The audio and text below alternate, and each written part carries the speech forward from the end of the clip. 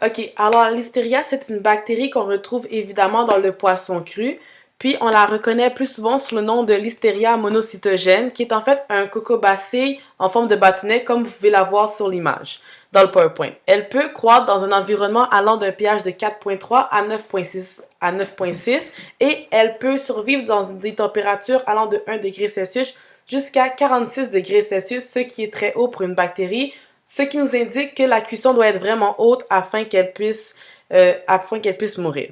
Elle est isolée dans de nombreux organismes sanguins tels que le poisson, comme j'ai déjà mentionné, et l'aliment où on le trouve le plus souvent dont notre sujet porte, c'est le sushi. Il faut faire très attention puisqu'il est beaucoup en vente en ce moment.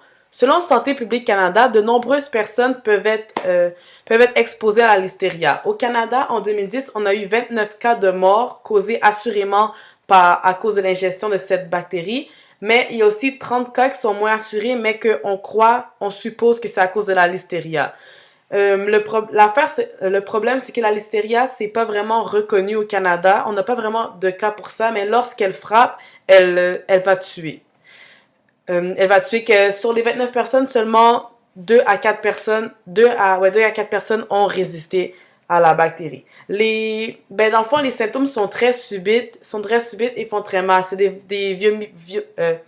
désolé, vomissements violents, des nausées comme, ce n'est pas des nausées normales, des nausées qu'on n'en peut plus parce qu'elles sont accompagnées de violents maux. La listeria peut causer une maladie très grave qui s'appelle la listériose.